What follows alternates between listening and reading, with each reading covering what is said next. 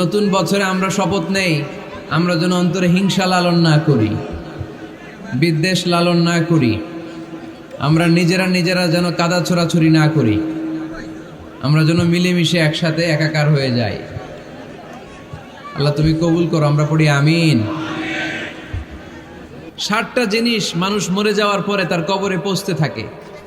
ইন্না মিম্মা ইয়ালহাকুল মুমিন মিন হাসানাতিহি বা'দা মাউতিহি, মানুষ মরে যাওয়ার পরেও যে 60টা জিনিস তার কবরে পৌঁছায় তার মধ্যে একটা হচ্ছে মসজিদান বানাহু, সে যে মসজিদ বানিয়ে গিয়েছে ওই মসজিদের সওয়াব। সুবহানাল্লাহ পড়েন।